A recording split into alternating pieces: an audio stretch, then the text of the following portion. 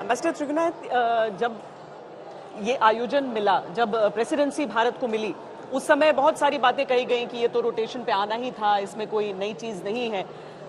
पर एक बात होती है वो प्रेसिडेंसी मिलना, जैसा कि एम्बेसडर सज्जनहार भी कह रहे थे कि केवल एक शहर में केंद्रित होकर रह जाता है। एक सोच भी हो जाती है कि अरे क्या निकल कर आ जाएगा, G20 है तो कभी तो कोई मतलब इससे क्या होगा, आम लोगों को कैसे जोड़े। पर उन चीजों में हम सफल हो पाए हैं? देखिए श्वेता जी, थैंक यू वेरी मच बुलाने के लिए।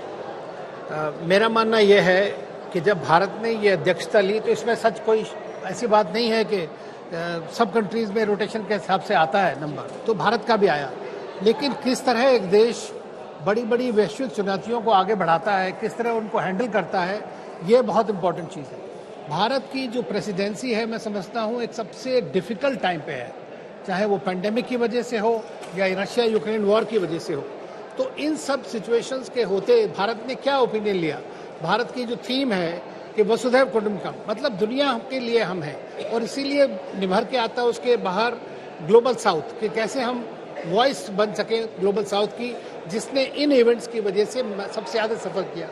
तो ये भारत का सबसे दूसरी चीज़ ये है कि भारतीयों को कुछ पता नहीं है। बड़ी बड़ी सेमिनार होती हैं, कॉन्फ्रेंसेज होती हैं, हुई हैं, वे हमने कई बार की हैं, लेकिन जब जन भागीदारी होती है, जैसा कि सारे हिंदुस्तान में लोग जा रहे हैं, देख रहे हैं, G20 के हर जगह लोगो लगे हैं, तो एक तरह से लोगों को पता लग रहा है कि आखिरकार G20 है क्या और इससे क्या लाभ हो सकता है। दूसरी चीज़ यह है कि बहुत सारे मुद्दे, जिसे सब एम्बेसडर्स दूसरे भी बताए हैं, ये मुद्दों के अलावा भारत आज की डेट में एक रूल मेकर के ऊपर भर रहा है, ना खाली रूल फॉलोअर के रूप में। तो आज आपकी आवाज़ दुनिया सुनती है, और इसीलिए जो सारे देश के लीडर्स हैं, किसी भी कोने में हो, कोई भी लड़ाई हो, किसी बारे में भी, जो भारत की जो प्रिंसिपल पॉलिसीज़ हैं उसकी वो इज्जत करते हैं। तो जब हम one world, one family, one future की बात करते हैं तो सारी दुनिया की बात करते हैं, जो बात कोई और नहीं करता है। तो ये एक भारत की सबसे बड़ी पहुँच है, और ये आपने देखा कि हम खाली बोलते ही नहीं हैं। भारत ने जो है आगे, चाहे पेंडेमिक में रहा हो, वैक्सीन डिप्लोमेसी में देखिए आप, तो उसमें भी भारत आगे बढ़ बढ़ के सब जगह कहा। रशिया यूक्रेन वॉर में भारत ने अपना एक स्पेशल, एक फिक्स्ड प्रिंसिपल्ड स्टैंड लिया। ये लोग सोचते हैं कि नेशनल इंटरेस्ट की वजह से है या ऑयल खरीदने की वजह से, ऐसा भी नहीं है। आप एक प्रिंसिपल्ड स्टैंड ले रहे हैं और उसको आपने कंसिस्टेंटली किया। जनरल मेस्टन, चाइना की ये टैक्टिक्स है जो LAC को लेकर बातचीत चल रही है, उसकी वजह से आपके हिसाब से क्या? Shweta, thank you very much. देखिए, जहाँ तक चाइना का सवाल है, तो जाहिर है कि G20 जब हम होस्ट कर रहे हैं तो इंडिया को वो एम्बैरस करना चाहेगा, और LAC में उसने जितनी भी हरकत की है वो जानबूझ के की है। और जो अभी मैप्स भी रिलीज किए हैं, ये कोई समझ में नहीं आया, ये तो उनकी नॉर्मल एक प्रतिक्रिया जो करते रहते हैं, लेकिन इस टाइम इसको बिल्कुल पब्लिसाइज करके जो उन्होंने दिखाया है, ये मैप को रिलीज करके, साफ जाहिर है कि उनका इरादा नेक नहीं है।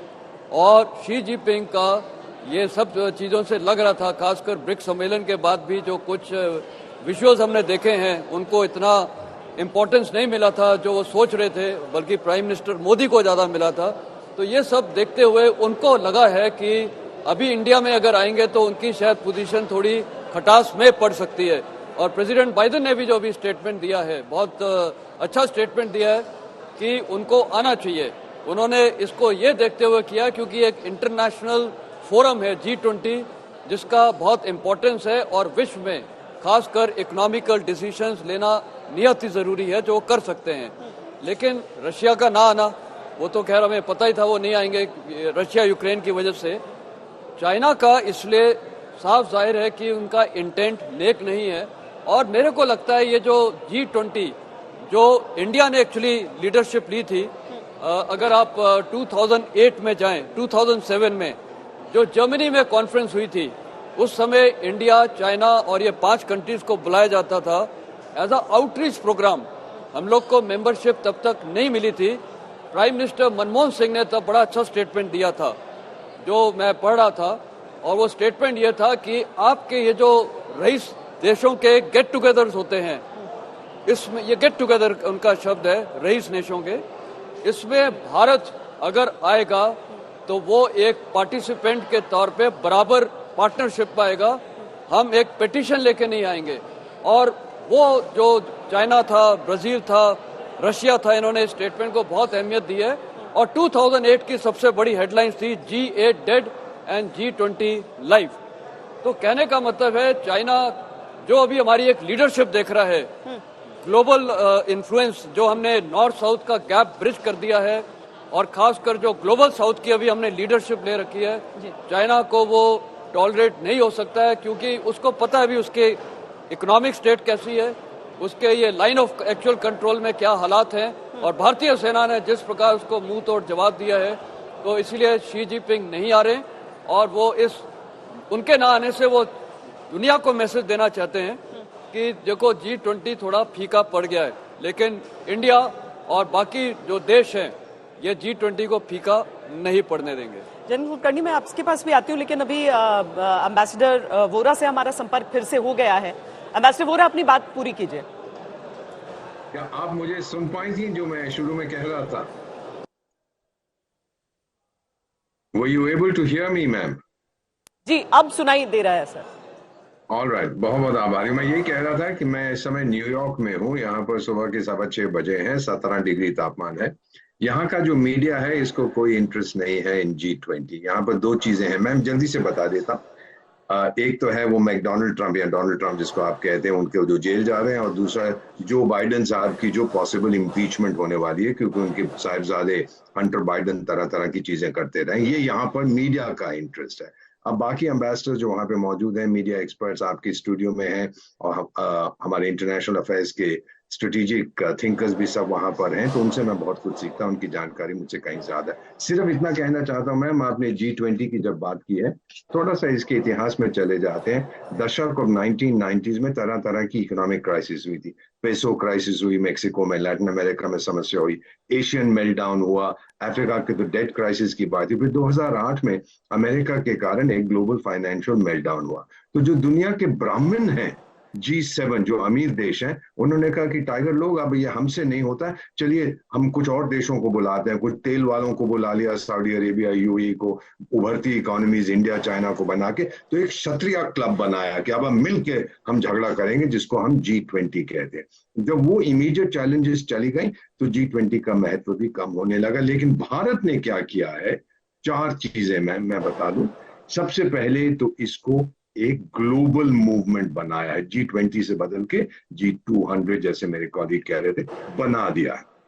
दूसरा, ये ग्लोबल पीपल्स मूवमेंट बना है। मैं 3 अफ्रीकी देशों में वहां की सरकारों का विशेष सलाहकार हूं। वहां के लोग भी जानते हैं कि G20 की मीटिंग हो रही है भारत में, और इन देशों को शायद उन मीटिंग से, उस निर्णय से फायदा होगा। तीसरी चीज मैम, हमने फोकस रखा है उन मुद्दों पर जो हमें यूनाइट करते हैं, ना कि जो हमें डिवाइड करते हैं। तो हम बात करते हैं हेल्थ की, क्लाइमेट चेंज की, टेररिज्म की, सप्लाई चेन की, फूड की, इकोनॉमिक रिकवरी की, एनर्जी की, डिजिटल वर्ल्ड की, न्यू टेक्नोलॉजीज की। हमारा फोकस ये है, 1 world 1 family 1 future. Ping pong tingling जो भी चाइना वाला है ना आए तो अच्छा है, क्योंकि हम लोग तब फोकस कर पाएंगे ऑन मेन इश्यूज। और खासतौर से उसने जो अभी मैप अपना पब्लिश किया दुनिया भर में, उसकी आलोचना की है। सो इतना ही मैं कहना चाहता हूं मैम, अगर आज दुनिया ने भारत को चुना है, खासतौर से विकासशील देश जिसे हम ग्लोबल साउथ कहते हैं, अगर उन्होंने इंडिया को चुना है एज ए रोल मॉडल, तो मैं यही कहूंगा, चीन का सामान नहीं उठा रहे हैं, और पूरा जो पश्चिमी देश है वो भारत की ओर उनका झुकाव है। ये भारत एक ऐसा मैच्योर देश है, एक तरीके से ऐसा नेतृत्व कर रहा है कि भारत का नाम लेते ही, जैसे बात कर रहे थे वसुधैव कुटुंबकम, एक युग की बात करते हैं हम लोग। तो ऐसे इसमें मुझे लगता है श्वेता जी कि भारत को देखते हुए चीन को ये लगता है ये एक पुरानी सभ्यता है, लेकिन भारत हमेशा चीन के नीचे रहे, वो चीन भारत को मंजूर नहीं है। भारत एक अपना उसका अस्तित्व है। जिस प्रकार से इकोनॉमी आप देखिए, G20 यानी कि 85% ऑफ द वर्ल्ड जीडीपी जो है वो इसमें है, 78% ट्रेड देखे वो इसमें है, 2/3 विश्व की आबादी देखे तो वो इसमें है, 19 टॉप मोस्ट देश देखे इकोनॉमिकली देखे, अब यूरोपियन यूनियन देखे वो इसमें है। भारत आज 5वीं रैंक पे है, very soon will become the 3rd largest economy in the world. तो ऐसे इसमें मुझे लगता है चीन को खटक रहा है कि भारत जो है अब वो भारत नहीं रहा जिसके ऊपर वो आंख दिखा सकता था।